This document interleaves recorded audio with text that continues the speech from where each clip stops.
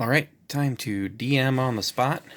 Got a sealed box. This is Tyranny of Dragons. This is a set you usually find, or at least I've found, at like $50 a box. So when I spotted these basically at MSRP, I kind of jumped on it and grabbed a few, even though I've got quite a bit of this set already. So, this is a bit of an unboxing. We'll see what we get. And we'll have to make up a D&D session using all four. Ooh, jeez.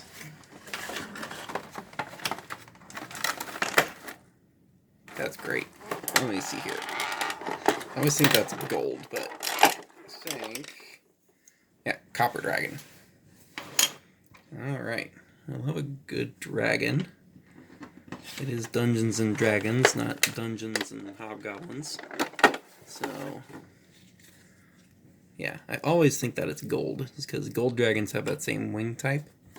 And then that's, you know, looks like gold to me, but that is a copper dragon.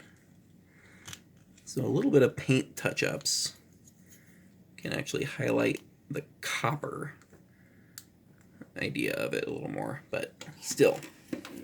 We got there is a cool metallic dragon. Ooh. It's a twig blight, if I remember right. Yeah.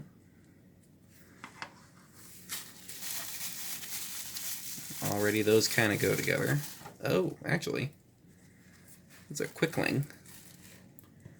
Sort of a fey thing going on already. What's the last one gonna be? Oh, I think that's that same kobold. Yeah. Yeah, it's that same cool, rad spear-looking kobold. So, if I remember right, copper dragons are on the chaotic side of things. And regardless of if they are in lore or not, that's I think what we'll do. So, we have a chaotic dragon, a couple of fey style sort of lesser enemies, and then we've got a kobold. I think what we'll do is we'll flip the script a little bit and have the kobold be the one that's needing help from the adventurers. So the adventurers need to help the kobold.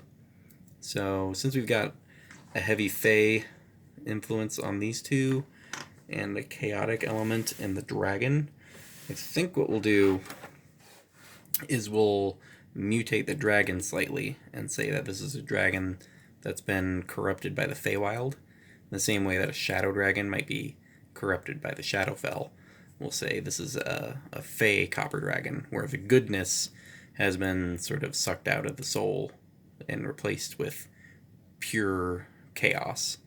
And so they're pranking in a not so harmless manner, and those pranks have been driving kobolds into the, you know, lands of the humans and the elves. And you know, one kobold in particular has a heroic bent to them, and they've recruited the heroes to help seal a fey portal of some kind.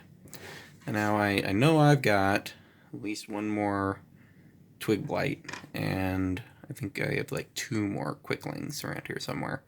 So I'll probably fill out those encounters where you'll have layers of fey-based enemies and before they get to the dragon with this, you know, kobold kind of tagging along. You could give that kobold some like, what would that be? The rogue scout levels. You know, level him up a little bit so he's not as useless as some you know, older school adventurer might think of on a kobold, and be kind of impressed with the skills. And, you know, you could have a lot of fun role-playing this helpful kobold that's trying to defend its people, taking that heroic trope and sticking on a kobold. It's always fun. So, there we go.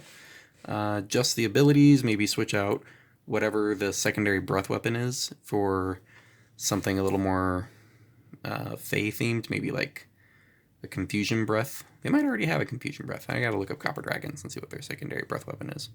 But whatever it is, tweak it, make it work as a fey corrupted dragon, kind of mirror of the shadow dragons. So there you go. That's what I came up with on the spot. Hence the name, DM on the spot. All right. That's gonna be that would be a cool little game. All right. Let's try the next one. I got 2 more of these.